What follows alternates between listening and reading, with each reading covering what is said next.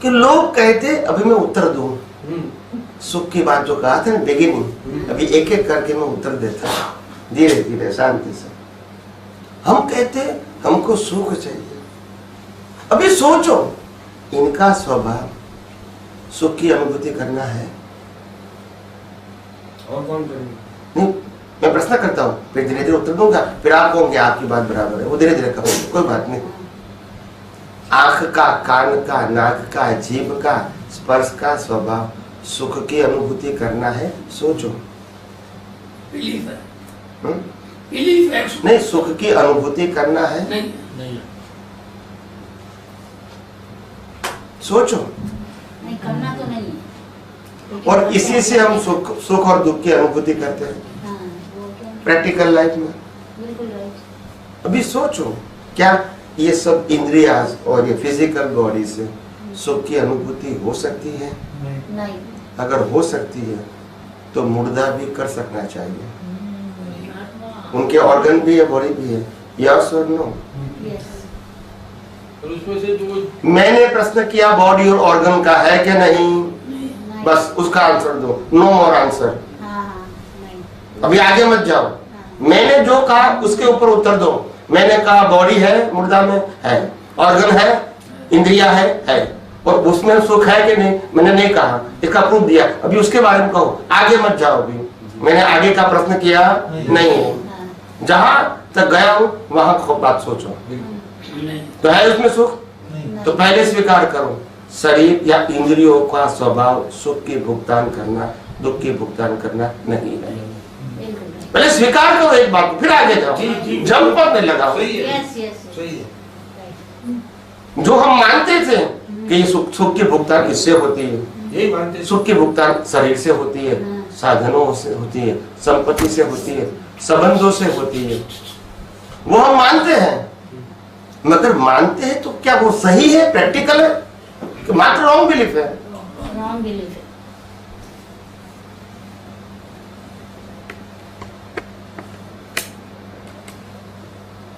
आप समझे?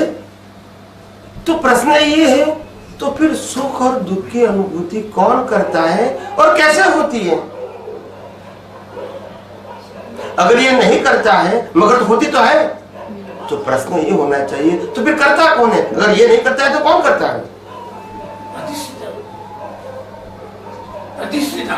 वो तो आपको सब मालूम है, रेडीमेड आंसर। मैं क्या समझने की बात है, बोलना नहीं। जो नए व्यक्ति है उसको सोचने का तो मौका दो। आंसर ही दे दे, there is no value of thinking them. Sorry sorry, वो इस राइट। मैं इसीलिए सबके माइंड को एक्टिव करता हूँ कि सोचे। अभी तक जो सोचा था कि इससे सुख होता है, इससे सुख होता है, इससे सुख होता है, आंखों से देखने सुख मिलता है, कान से सुनने से सुख मिलता है, नाक से सुख मिलता है, जीभ से मिलता है, स्पर्श से मिलता है, साधनों से मिलता है। अभी मालूम हुआ कि उससे सुख नहीं मिलता है, क्योंकि अगर मुर्दों को यही चीज बताया जाए तो सुख नहीं होता है। इंद्रिया भी है, बॉडी भी है, तो फिर कौन सा ऑप्शन है? सोचने तो दो। हाँ, न्यू ऑडियंस, सॉरी। आपने तो बहुत बार सुना है, now we have a readymade answer. सोचने के लिए हम सब इतने साल से जिस संसार में जी रहे हैं, सब लोग मानते हैं कि हम एजुकेटेड हैं, पढ़े लिखे हैं, अच्छी कमाई करते हैं, रिस्पेक्टेड पर्सन है इन अवर सोसाइटी। तो इसके पास कॉमन सेंस है कि नहीं, वो तो देखो। फिर मालूम होता है कि हमारी जो सोच है वो सही नहीं है, वेरी लिमिटेड सोच।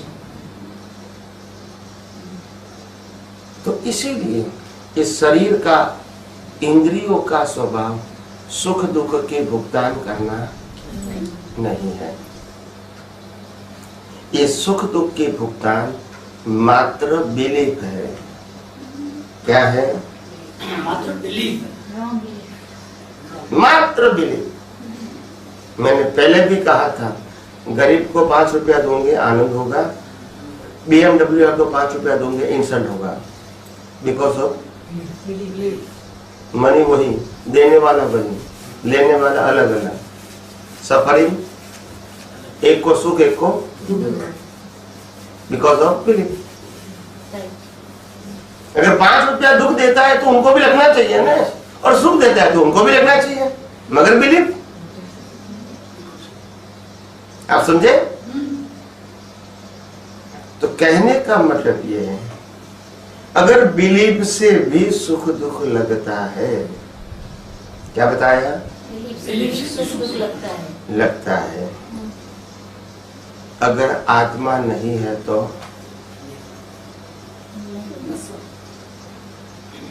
नहीं है तो कुछ भी नहीं। आत्मा नहीं है तो नहीं लगता। बिलीफ होती है, नहीं फिर सुख दुख लगेगा। नहीं। हर बात का सेंटर पॉइंट क्या आ गया? आत्मा। लास्ट में क्या आ गया? आत्मा। इसके आगे कुछ है? नहीं आत्मा है, तो सब कुछ वो चेतन है, वो खुद ही ज्ञान वाला है, मगर शाश्वत ज्ञान वाला है, मगर उसके साथ अज्ञान है, तब ये संसार के सुख दुख की अनुभूति होती है। समझ में आया? अज्ञान है तब सुख दुख की अनुभूति, होती है।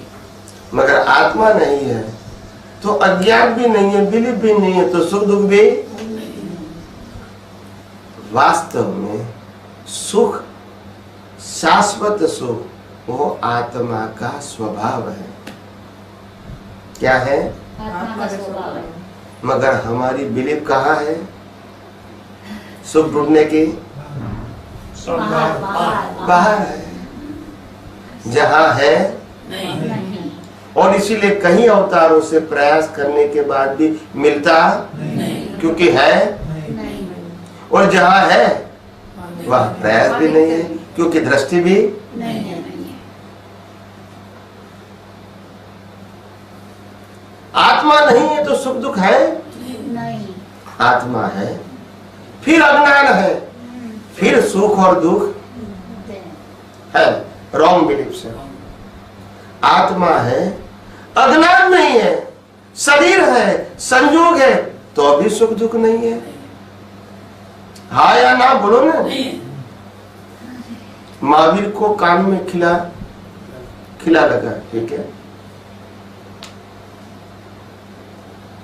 शरीर को तो दुख हुआ, शरीर का स्वभाव है, मगर वो दुख इनको नहीं लगा क्योंकि अज्ञान। नहीं था। कौन सा अज्ञान नहीं था? नहीं, बताओ कौन सा अज्ञान नहीं था? मैं शरीर। मैं शरीर हूं, वो अज्ञान। तो शरीर को दुख है, वो दुख मेरा होगा क्योंकि मैं शरीर। नहीं हूँ। तो शरीर का दुख मेरा दुख होगा। नहीं हो। नहीं। निकालना क्या है अज्ञान। ज्ञान। कि शरीर को बदलना है, नहीं। संजोग को बदलना है, नहीं। व्याख्या को बदलना है, नहीं। किसको निकालना है? अज्ञान। आत्मा का तो स्वभाव सुख वाला है, मगर अज्ञानता के बस हम सुख कहाँ ढूंढ रहे हैं और है कहाँ? अंदर।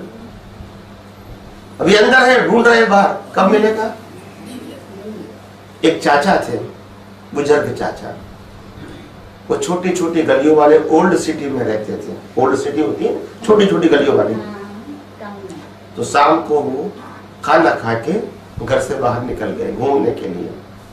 वो लहंगा जब्बा पहन के या तो धोती जब्बा पहन के, थोड़ा चिल्लर ले लिया, जब्बे में डाल दिया, घर से बाहर निकलता है, मगर स्ट्रीट के अंदर तो अंधेरा है और स्ट्रीट के एंड के ऊपर स्ट्रीट लाइट है। गली के अंदर लाइट नहीं। मगर स्ट्रीट के एंड के ऊपर स्ट्रीट लाइट है। तो चाचा घर से निकला, पैसा चिल्लर रखा, जैसे घर से आगे निकला तो जो कुर्ता था वो फटा हुआ था, जब्बा फटा हुआ था, पैसा धीरे धीरे गिरते गए, मगर अंधेरा में दिखता नहीं था। चाचा स्ट्रीट के एंड के ऊपर गया जहाँ स्ट्रीट लाइट थी। वो पैसा वहां ढूंढते हैं, क्या करते हैं, पैसा वहाँ ढूंढ मगर मिलता। नहीं।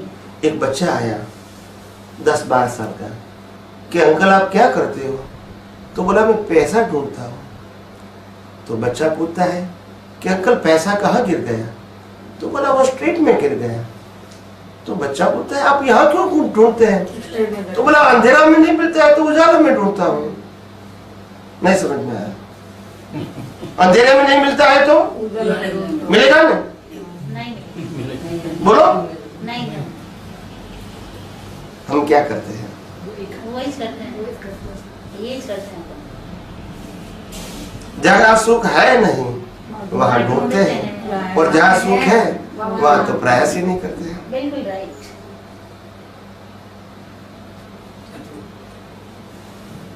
Birth to birth we are failed, to success to achieve our goal. हमारे गोल को प्राप्त करने में कई अवतारों से हम असफल हैं, क्योंकि हमारे पास सच्चा ज्ञान नहीं है। नहीं है। और जो ज्ञान है वो तो भ्रांति वाला है। क्या है? भ्रांति वाला। जो भटक रहे लोग जो भ्रांति ज्ञान से, वही ज्ञान हमारे पास है, तो हम भी भटक रहे हैं।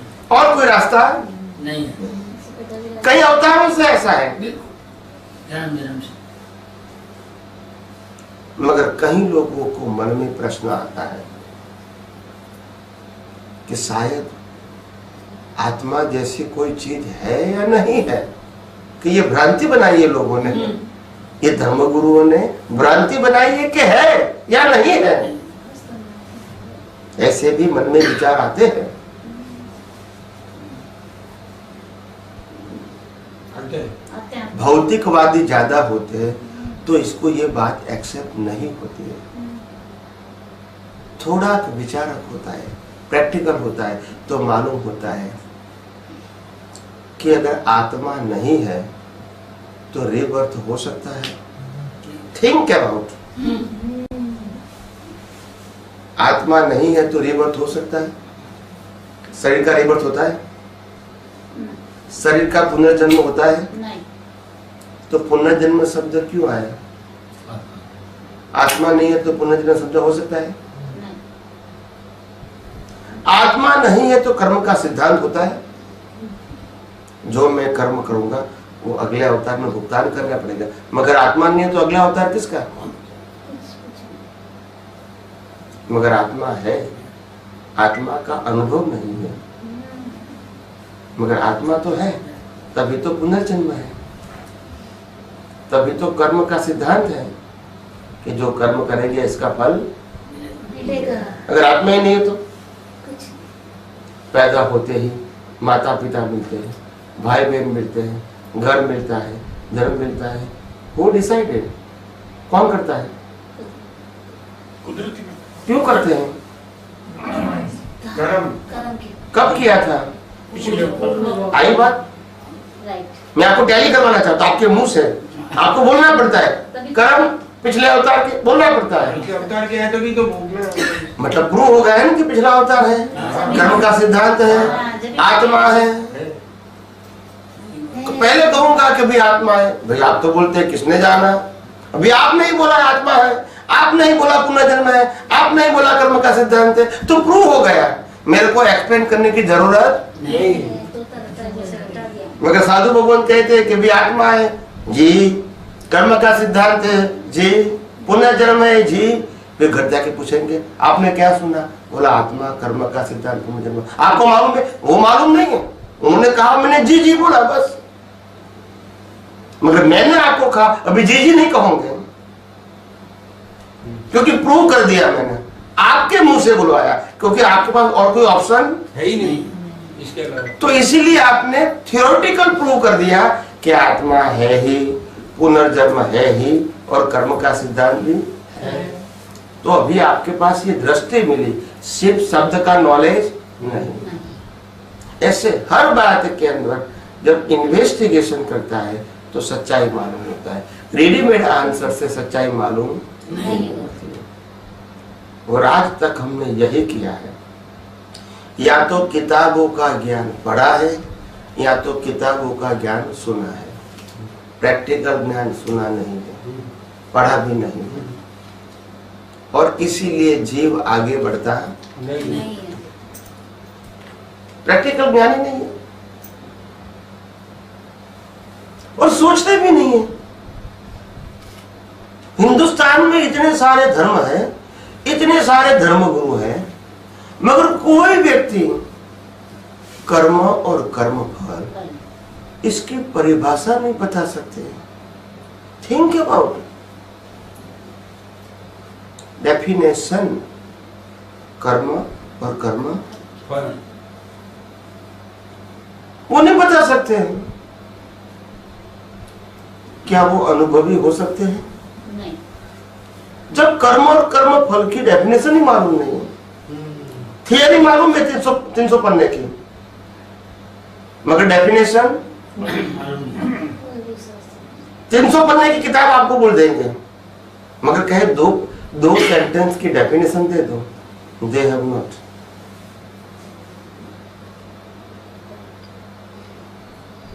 व्याख्या मालूम नहीं है, थियरी मालूम है, किताब का ज्ञान।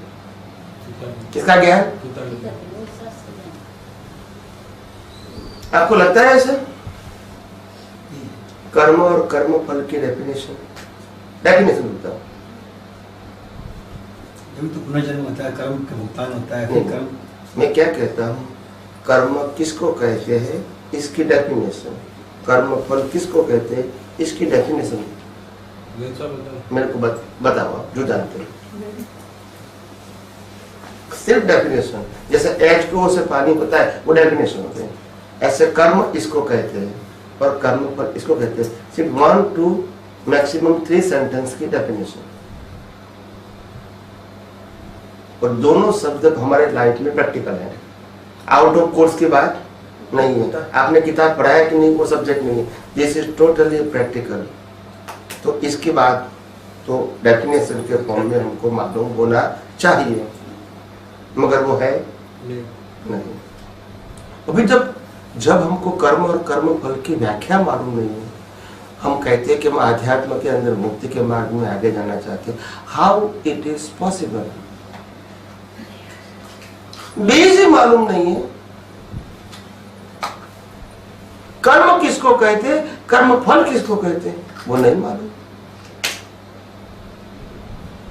जो अज्ञान है उसको हमने सत्य माना, ट्रुथ, नेचर, कुदरत के नेचर के अलग होके कि ये ही सत्य है। जो अज्ञान है वो कर्म उससे बनते हैं, ये कर्म फल है। ये ऐसी गोल गोल बातें नहीं, डेफिनेशन H2O से पानी वो डेफिनेशन है। हाँ। सिंपल बात बताओ जो कभी इरेज नहीं करनी पड़े, लंबी लंबी नहीं, सिंपल बात है। कर्म फल किसको कहेंगे? जन्म से मौत तक मन वचन काया से जीव जो कुछ भी करता है वो 100% कर्म फल है, इसमें कर्म का अंश नहीं है। It is to be called a definition, no गोल गोल। इसका अर्थ तो यही हुआ, 4 दिन जो कर्म करके आए पूर्व जन्म में और इस जन्म में भोग रहे हैं वही है बस। हाँ, वो कर्म फल की मैंने परिभाषा बताई, कर्म की परिभाषा अभी बाकी है।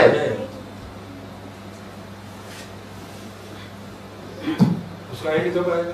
क्रिया करते समय, हाँ। कोई भी काम करते समय जो भाव आता है उससे जो कर्म बनता है उसका कर्म फल हमको इस अवतार में मिलता है। तो कर्म तो क्रिया के भाव से ही आए हुए हैं, उसी से पैदा हुए हैं। और बिना भाव कर्म नहीं कर, और बिना क्रिया कर्म भाव नहीं कर सकते हैं। भाव कर सकते हैं, बस मतलब कर्म से क्रिया से भाव होता है, वो डेफिनेशन नहीं हुई।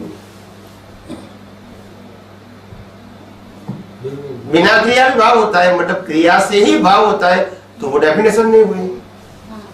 इसीलिए कहते हैं मन वचन काया से कोई भी क्रिया करो या ना करो, मगर भाव से कर्म बनते हैं। जैसा भाव वैसा। फिर रात को सोते सोते भाव करोगे तो भी कर्म बनेंगे, दिन में जीते जीते काम करोगे तो भी कर्म बनेंगे। चोरी करते हैं फिर भी चोरी न करने का भाव कर सकते हैं, चोरी नहीं करते हैं चोरी करने का भाव कर सकते हैं, और चोरी करके चोरी करने का भाव भी कर सकते हैं। सब कुछ कर सकते हैं, मतलब क्रिया के आधार से भाव करेंगे वो करेक्ट नहीं। भाव से कर्म बनता है। आंखों बंद करके हाथ पांव हिला के भी हम देवलोक के, नरक लोक के, पशु लोक के और मनुष्य लोग के भाव कर सकते हैं। कर सकते इसमें बाहर कोई क्रिया की जरूरत नहीं है। सत्य है। तो भाव से कर्म होते हैं और मन वचन काया से कर्मों की फल भुगतान करते हैं। तो लाइन अब क्या हो गई?